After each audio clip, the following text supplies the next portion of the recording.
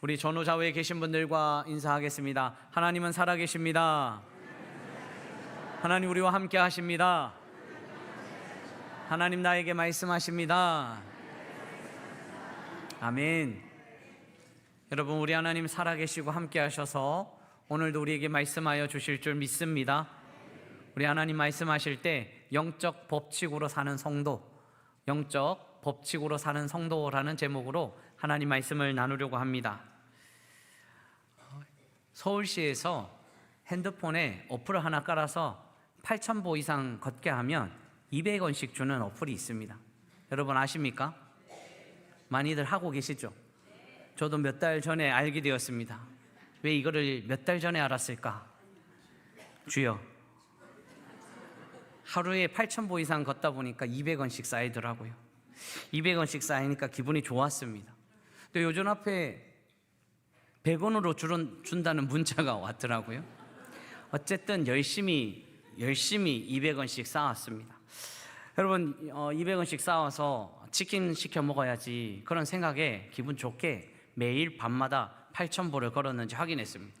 그렇게 쌓이다 보니까 제 아내에게도 깔고 같이 걷자라고, 같이 해야지 같이 먹을 수 있겠다 생각하고 깔았습니다. 그렇게 열심히 걸어가니까 차곡차곡 그렇게 이 점수가 쌓이더라고요. 그렇게 점수가 쌓이니까 너무 좋았습니다. 그런데 매일 8,000보 걷는 거 쉽지 않더라고요. 7,000 몇 보 이렇게 되면 아까운 거, 아쉬운 거예요. 그래서 저희 아내하고 저하고는 어떻게 하는 줄 아십니까? 많이 흔들. 또 박수 막 칩니다. 밤에 밤새도록 박수를 치다가 또 8,000보를 넘긴 적도 있습니다.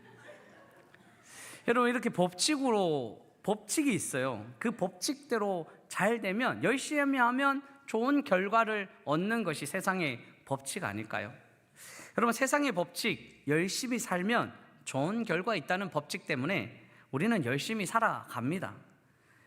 땀 흘리고 참고 기다리고 견디고 포기하고 싶을 때도 또 일어나서 또 달리면서 그렇게 세상의 법칙으로 열심히 살아갑니다. 그런데 그렇게 열심히 살아가다가도 또 질문할 때가 있습니다. 분명히 공식대로 열심히 살았는데 아직 이루어진 것은 없는 것처럼 보이고, 때로는 우리의 마음이 또 왜 이렇게 허전한지 그렇게 생각할 때가 참 많습니다. 이상하게도 세상의 법칙은 어느 정도 성공을 보장하고 있지만 참된 만족과 평안까지는 책임져 주지 못할 때가 참 많습니다. 신앙생활도 비슷한 것 같습니다. 마치 하나님 앞에서 열심히 하면 포인트가 쌓여지고 어느 순간 보상이 주어질 것 같은데, 우리는 이 신앙생활을 세상의 법칙으로 계산할 때가 참 많습니다. 오늘 본문도 한 사람이 나오는데 바로 이 세상의 법칙처럼 하나님 나라를 살아가는 사람이 있습니다. 이스라엘의 한 관리인데 예수님을 찾아와 이렇게 질문합니다. 18절 말씀인데요, 같이 하나님 말씀을 읽어보겠습니다. 어떤 관리가 물어 이르되 선한 선생님이여 내가 무엇을 하여야 영생을 얻으리이까? 아멘.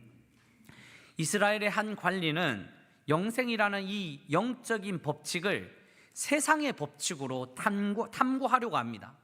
영생이 궁금하면 선한 선생님, 영생이 무엇입니까? 이렇게 질문해야 되는데, 무엇을 해야지 영생을 얻습니까? 라고 이 질문을 하는 것 보면 영생이 궁금한 것이 아니라 무엇을 해야지 영생을 얻는지, 이 영적인 법칙을 세상의 법칙으로 풀어나가려고 하는 이 모습입니다.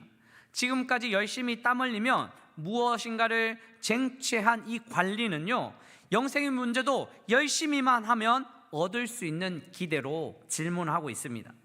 사실 이 관리는 23절에 보면 큰 부자라고 한 것을 보면 상당히 열심히 살았고 많은 이익을 얻으면서 그렇게 살아왔던 사람으로 보입니다.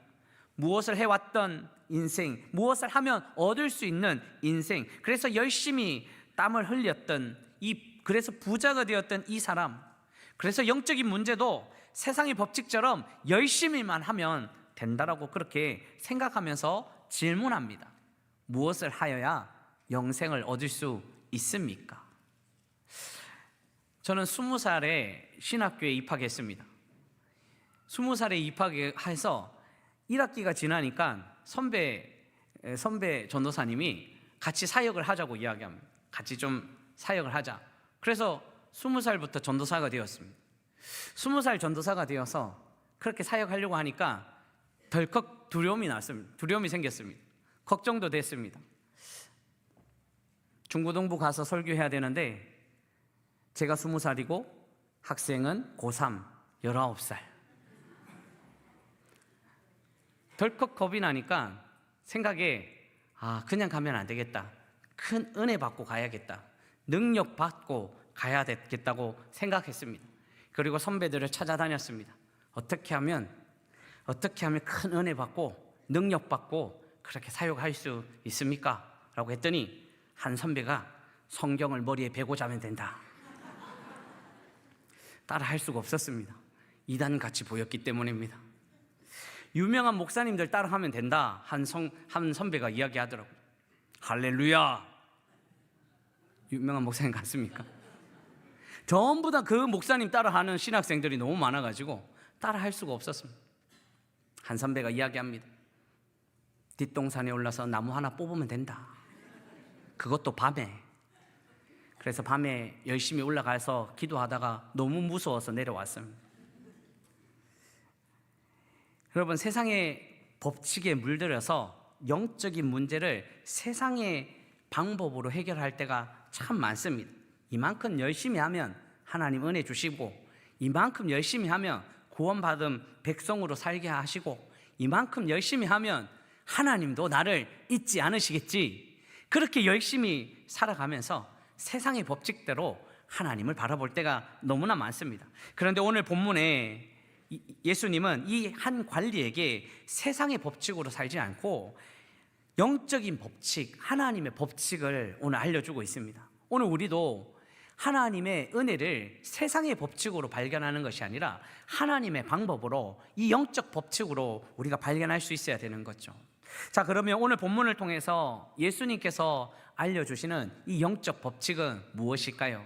그것은 바로 행위가 아니라 은혜로 구원받았음을 알려주십니다. 행위가 아니라 은혜입니다. 이미 하나님이 우리에게 은혜를 주셨다는 거죠. 행위 전에 은혜를 주셨습니다. 여러분, 18절 말씀에 한 관리가 이렇게 묻습니다. 어떤 관리가 물어 이르되 선한 선생님이여 내가 무엇을 하여야 영생을 얻으리까? 이 관리는 질문하면서 예수님께 선한 선생님이라고 이야기합니다. 그러면서 속으로도 그렇게 이야기하고 있습니다.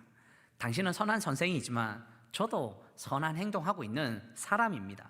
여러분, 질문에는 의도가 있습니다. 어떤 의도로, 어떤 답을 듣기 원해서 질문하는지 가만히 보면 그 질문에 대한 의도가 보이는 거죠.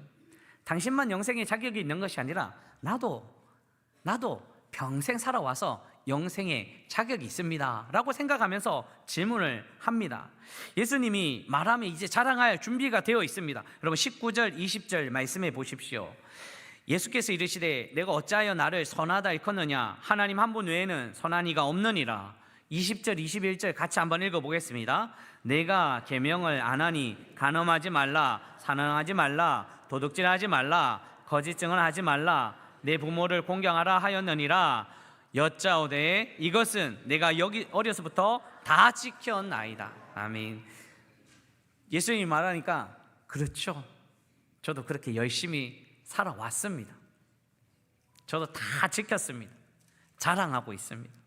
주님은 다른 이야기보다 다시 한번 더 질문을 하나 합니다. 22절 상반절에 예수께서 이 말씀을 들으시고 이르시되 내가 아직도 한 가지 부족한 것이 있으니, 여기서 한 가지 부족한 것이 있다는 것은 행동의 의미가 아닙니다. 여러분, 100가지 잘하고 101번째 잘못하면 그건 구원이 없습니까? 1000가지 잘하고 나서 1001번째 잘못하면 구원이 없습니까? 지금 예수님은 지금 마음가짐을 이제 이야기하십니다. 예수님은 선한 행위로 영적인 문제, 구원의 문제를 해결할 수 없다고 지금 하고 있습니다. 그 행동으로는 구원의 문제가 해결되지 않는 거예요. 영적인 법칙은 행위의 삶이 아니라 결코 이 영혼의 문제를 해결할 수 없는 것, 행위로는 문제를 해결할 수 없는 것, 주님이 이야기하십니다. 우리의 행함이 구원의 능력이 될 수 없습니다. 우리가 아무리 행동해도 그 다음 행동이 또 잘못하기 때문에 완전한 행동이 있을 수 없기 때문에 우리는 은혜에 있어서, 구원에 있어서는 행위로 불가능하다는 것을 주님 알려주십니다. 그래서 그 마음가짐을 알려주시는 거죠. 마음가짐은요, 구원은 행위가 아니라 은혜라는 사실입니다. 주님 이것을 말씀하고 계시는 거예요. 구원은 값없이 주어지는 하나님의 은혜다. 열심히 수고하고 했으며 차곡차곡 좋은 성적표를 얻어서 얻는 구원이 아니라는 거죠. 이 사실을 사도 바울은 알고 있었습니다. 그 전까지는 성적표 얻었거든요. 열심히 성적표를 얻었습니다. 그렇게 많은 일들을 했습니다. 그런데 빌립보서 3장 9절에 사도 바울이 이렇게 고백합니다. 여러분 같이 한번 읽어보겠습니다. 그 안에서 발견되려 함인 내가 가진 의는 율법에서 난 것이 아니요 오직 그리스도를 믿음으로 말미암은 것이니 곧 믿음으로 하나님께로부터 난 의라. 아멘. 율법, 행위로가 아니라는 거죠. 이스라엘 중에 이스라엘이었고 유대인 중에 유대인이었고 가말리엘 문화에서 철저하게 율법으로 훈련된 행위로 구원받으려고 열심히 노력했던 이 사도 바울이 그 의는 하나님이 주신 은혜는 하나님께서 선물로 주신 거지 내가 행위를 통해서 얻은 것이 아니다라고 사도 바울이 그렇게 고백하고 있습니다. 여러분 그렇습니다. 우리가 어떤 행위를 해서 하나님의 은혜를, 하나님의 구원을 쟁취한 것이 아니라는 사실입니다. 믿음의 사람은 혼돈할 때가 참 많습니다. 잘하고 잘 될 때는 하나님의 사랑을 받는 존재라고 생각합니다. 그렇지 않습니까 여러분? 잘 될 때요, 좋은 소식 들을 때는요, 나 하나님의 사랑받는 존재야, 하나님 나를 너무 사랑하고 계셔, 이렇게 생각하는 거죠. 그런데 조금만 문제가 있으면, 조금의 삶의 어려움이 있으면 자신감을 잃어버리게 됩니다. 하나님의 자녀라는 사실도 잊어버리게 되는 거죠. 왜냐하면 이것이 세상의 법칙으로 자기 자신을 바라보고 있기 때문입니다. 세상의 법칙으로 살아갈 때 행위가 좀 괜찮으면 나는 하나님의 앞에서뿐만 아니라 사람 앞에서도 당당해지는 것처럼 보이고, 행위가 좀 괜찮지 않은 나는요, 구원이 곧 벗어난 것처럼 보일 때가 많은 거죠. 세상의 법칙에 따르면 우리는 아무리 열심히 해도 또 넘어지게 되어 있습니다. 세상의 법칙으로는 우리 자신을 바라볼 수 없습니다. 구원받은 존재로 볼 수 없는 거죠. 그래서 우리가 꼭 기억할 일은 행위가 아니라 은혜라는 사실입니다. 세상의 법칙으로 우리는 구원받은 존재가 아닙니다. 점수 많이 쌓아서 하나님께 구원받은 백성이 아니라는 거죠. 구원을 이룰 수 있는 조건은 하나도 없습니다. 여러분 우리가 열심히 노력해서 구원받은 존재가 아니라는 거죠. 구원받은 존재는요, 이미 우리 하나님이 우리를 너무 사랑하셔서 은혜를 베풀어 주셨고 하나님의 백성으로 삼아 주셨다는 이 사실을 믿는 것이죠. 사랑하는 성도 여러분, 우리 행위는 부족할 수 있습니다. 우리의 삶의 자리는 연약할 수 있습니다. 또 문제가 될 수 있습니다. 또 걱정이 우리에게 다가올 수도 있습니다. 그런데 우리가 꼭 기억할 일은 우리의 행위로 구원받은 존재가 아니라 우리는 이미 구원받은 존재라는 사실입니다. 사랑하는 성도 여러분, 우리는 구원받은 존재라는 사실을 마음속 깊이 새기시기를 주님의 이름으로 축원합니다.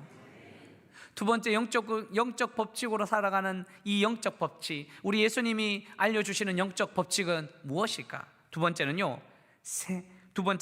세상이 아니라 하나님만 의지하라고 알려주십니다. 무엇을 의지하고 살아가는가? 이제 구원받은 백성이 무엇을 의지하고 살아가는가요? 22절, 23절 말씀에 보면요, 우리 같이 주님 말씀 같이 읽어보겠습니다. 읽습니다. 예수께서 이 말을 들으시고 이르시되 내게 아직도 한 가지 부족한 것이 있으니 내게 있는 것을 다 팔아 가난한 자들에게 나눠주라. 그리하면 하늘에서 내게 보화가 있으리라. 그리고 와서 나를 따르라 하시니 그 사람이 큰 부자이므로 이 말씀을 듣고 심히 근심하더라. 아멘. 여러분, 예수님은 이 구원이 행위가 아니라 하나님의 선물이고 은혜라고 예수님은 항상 말씀해 오셨습니다. 그런데 한 가지 부족함이 있다고 또 이야기하시면서, 그것은 내게 있는 것을 다 팔아 가난한 자들에게 나눠주어라. 여러분, 이 말씀을 읽고 저는 고민이 많이 되었습니다. 저는 차도 없고 집도 없고 통장에 잔고도 없어서 괜찮은데, 주님, 우리 성도님들은 어떡합니까? 차 팔고 집 팔고 다 나눠줘야 됩니까? 이렇게 해야지 구원받을 수 있습니까? 큰 부자가 근심하여 돌아갔듯이 오늘 우리 성도님들이 이 말 듣고 근심하여 돌아가면 어떡합니까? 여러분, 근심이 되지 않으십니까? 근심이 되지 않으십니까? 저하고 비슷할 수도 있겠네요. 아무것도 없습니다 이러시는 분들 많으십니까? 여러분, 주님이 정말 모든 것, 가진 것 다 팔아서 가난한 자들에게 나눠주라는 이야기일까요? 구원은 모든 재물 다 팔아서 나눠주면 쟁취할 수 있는 것 아니라고 먼저 이야기했죠. 이미 우리는 구원받은 존재입니다. 구원받은 존재이기 때문에 어떤 삶을 살기를 원하시는 우리 주님의 마음이 담겨져 있습니다. 주님, 왜 이런 이야기 하셨을까요? 지금 부자는 재물을 의지하고 살아가는 인생입니다. 그래서 이제 구원받은 백성이라면 하나님을 의지하면서 살기를 원하시는 우리 예수님의 마음을 지금 알려주고 있습니다. 부자가 근심해서 돌아갔다는 것은 내가 이때까지 하나님이 아니라 다른 것을 의지하고 살았구나.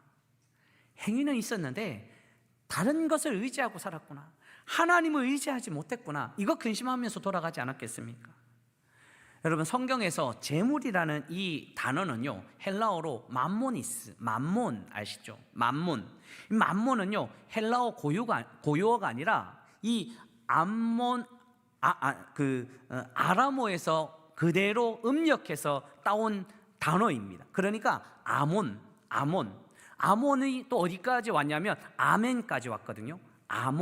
아멘. 이것이 무엇이냐면 의지하다, 신뢰하다는 거예요. 재물이라는 이 단어가 의지하다, 신뢰하다가 된 거예요. 그러면 뭐예요? 성경에서 재물이라는 이 이야기는요, 신뢰하고 의지하는 존재가 되어버린 거예요. 무엇을 의지하고 신뢰하느냐? 지금까지 재물을 의지하고 신뢰하고 살았다면 이제는 하나님을 의지하기를 바라시는 예수님의 마음이 여기 담겨져 있습니다. 이제까지 세상의 법칙으로 살았다면 이제 영적인 법칙으로 살아도 된다. 이제 하나님 의지하면서 살아도 된다. 이것 예수님이 알려주시는 거죠. 자, 그런데 하나님을 전적으로 의지할 수 있는 방법은 무엇일까요? 그러면 우리 하나님을 의지하라고 했는데 하나님을 의지하는 방법이 있습니다. 여러분, 하나님을 의지하십시오, 여기까지 결단만 하는 것이 아닙니다. 더 한 걸음 나아가야 되는데요, 하나님을 더 알 때 의지는 자연스럽게 하나님께로 향하게 됩니다. 하나님을 알아야지 하나님을 의지할 수 있는 거라는 거죠. 하나님을 모르면 하나님을 의지할 수 없습니다. 우리는 흔히 이렇게 생각합니다. 자녀들에게도 이야기합니다. 하나님 의지해, 하나님 의지하십시오, 이렇게 강조합니다. 그런데 의지는 결심만으로 되는 것이 아닙니다. 여러분, 결심 많이 했지만 하나님 의지하지 못할 때가 많이 있죠. 사람들은요, 모르는 대상을 의지하지 못합니다. 알아야지 의지합니다. 알아야 됩니다. 예수님은 더 의지하라고 이야기하기 전에 예수님은 하나님이 어떤 분이신지 알려주시는 거예요. 오늘 지금 예수님은 하나님이 어떤 분인지 알려주세요. 자, 볼까요? 하나님이 어떤 분이신가? 여러분, 하나님을 알아야지 의지할 수 있잖아요. 하나님 어떤 분이신가? 25절, 26절 같이 한번 읽어보겠습니다. 읽습니다. 낙타가 바늘기로 들어가는 것이 부자가 하나님의 나라에 들어가는 것보다 쉬우니라 하시니 듣는 자들이 이르되 그런 중 누가 구원을 얻을 수 있나이까? 낙타가 바늘기로 들어가는 것, 바늘의 귀, 거기에 낙타가 어떻게 들어갑니까? 그렇게 낙타가 들어갈 수 없는 불가능한 이야기, 하나님 나라 사람이 들어갈 수 없다라고 이야기하는 거죠.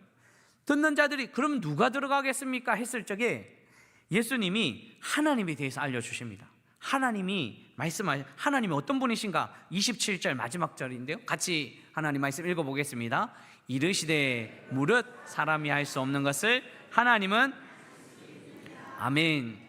사람이 할 수 없는 것을 하나님이 하신다. 사람의 생각으로는, 세상의 법칙으로는 낙타가 바늘귀로 들어가는 거 불가능합니다. 현실의 문제에 있어도 불가능한 이야기 너무 많습니다. 그런데 사람은 할 수 없지만 하나님은 하실 수 있습니다.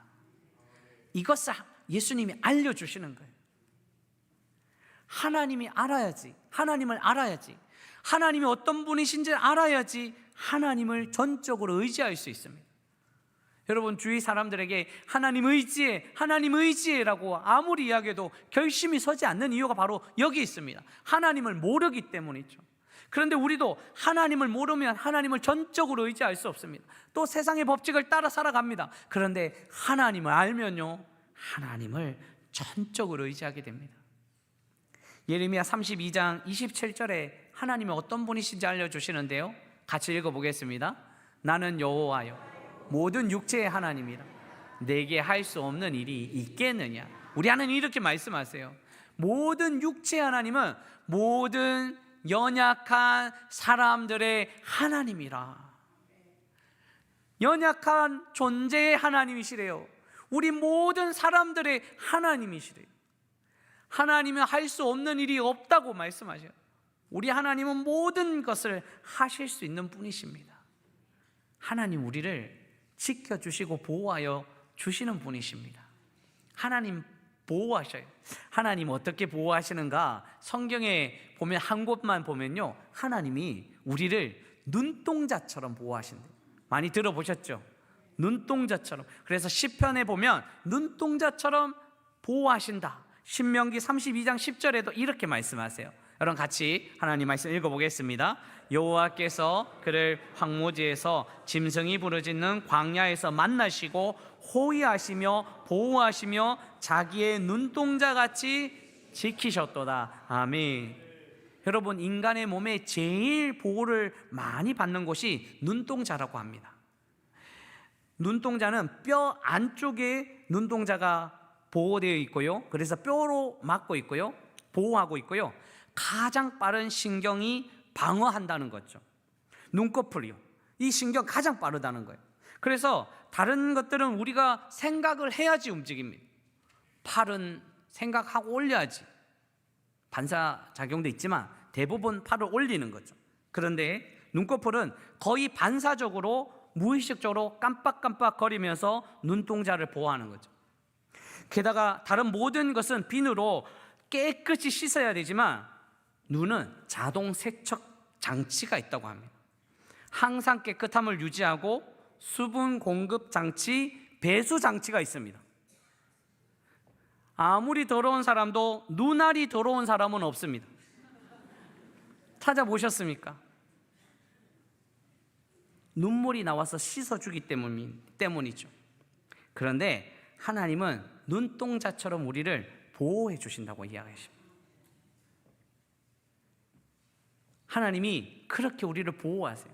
알지도 못하는데 하나님이 그렇게 보호해 주셨습니다. 여러분, 2025년 이제 한 달도 남지 않았는데 가만히 생각해 보면 우리가 어떻게 여기까지 달려왔을까? 알지도 못하는데 하나님이 보호해 주셨습니다. 하나님 지켜주셨습니다. 하나님 은혜를 베풀어 주신 거죠. 그래서 하나님을 알면 힘이 납니다. 하나님을 알면 흔들리지 않습니다. 하나님을 알면 넘어지지 않습니다. 그래서 우리는 하나님의 인도하심을 날마다 경험하는 존재로 우리는 한 걸음 한 걸음 믿음으로 살아가야 됩니다. 그래서 하나님을 의지하면서 살아갈 수 있어야 되는 거죠.